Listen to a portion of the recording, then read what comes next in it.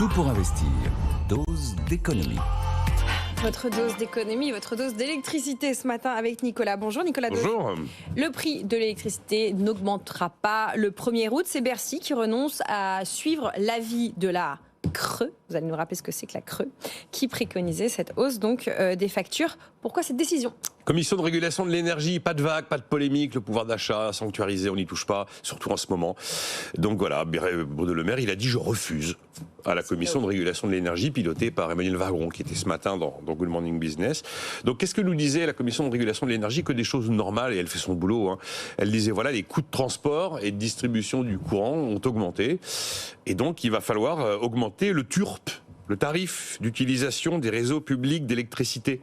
Le TURP, ça finance RTE, qui est l'opérateur de transport, ça finance Enedis, qui est le distributeur. C'est une sorte de péage, en fait, que payent les fournisseurs pour utiliser les lignes à haute tension, les lignes à basse tension, moyenne tension en France.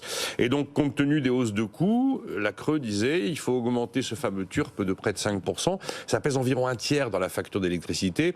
Donc, à l'arrivée, ça faisait une hausse de la facture le 1er août, comprise entre 1 et 2%.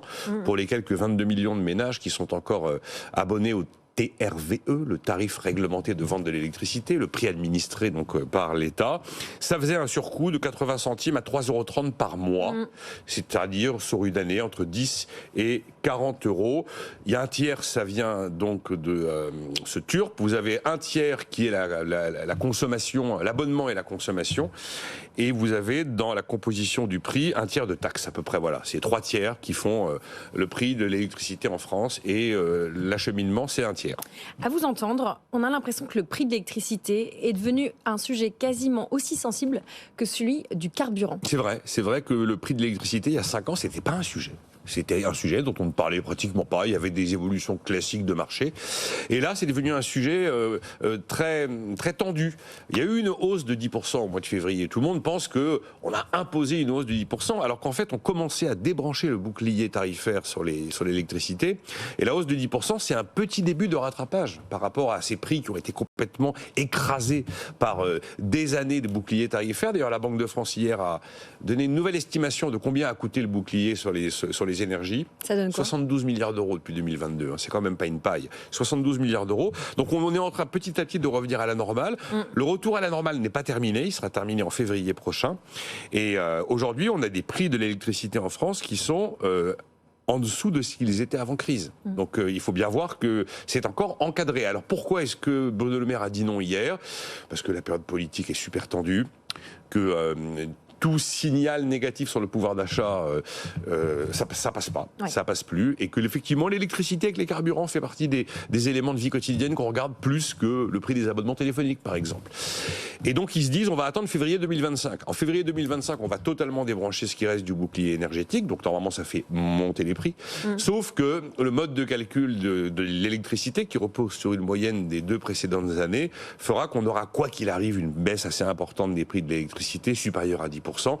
Donc ça rend un peu plus soluble, si vous voyez ce que je veux dire, le fait de glisser le surcoût de l'acheminement en février, quand on aura plutôt globalement une baisse de prix, qu'au mois d'août, où on aurait eu une hausse. Alors certes, une hausse qui n'était pas monumentale, mais une hausse quand même. Donc une fois de plus, c'est un pur choix politique. On est encore une fois dans des prix administrés. Donc de toute façon, l'histoire s'écrira à la fin. Comme elle s'est précédemment écrite dans les mêmes situations, il y aura, quoi qu'il arrive, un phénomène de rattrapage. Ce que vous n'avez pas payé en août, vous le paierez, quoi qu'il arrive, la fois suivante, avec peut-être le surcoût lié à la fois suivante. Et je cite toujours dans ce genre de situation l'humaniste Jean Bodin du XVIe siècle, qui répétait que le souverain fait les monnaies, mais pas les prix. Et chaque fois que le souverain veut faire les prix, il obtient toujours les mêmes résultats. Bon voilà, maintenant, Bercy a 2 mois pour demander une nouvelle délibération à la Commission de régulation de l'énergie sur l'évolution du TURP, le tarif d'utilisation des réseaux publics d'électricité. Voilà, on a fait encore une fois de la politique et pas de l'économie, mais c'est comme ça. De la politique au lieu de faire de l'économie sur le prix de l'électricité qui est clairement Donc ça bougera pas. Inflammable. La bonne nouvelle, c'est que ça bougera pas. Un petit aparté, c'était un entrefilet dans la presse américaine relevé par notre confrère Thomas Veillet ce matin. On commence à craindre des problèmes d'approvisionnement en électricité aux États-Unis.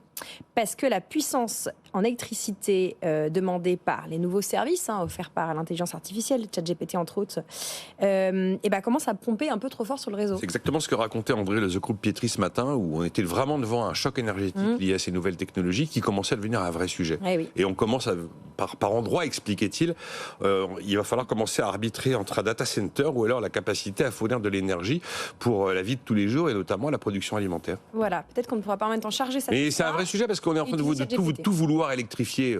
Effectivement, l'intelligence artificielle, c'est une énorme consommation d'électricité. On veut électrifier tous les usages. Il va bien y avoir, on va avoir des besoins en électricité absolument colossaux.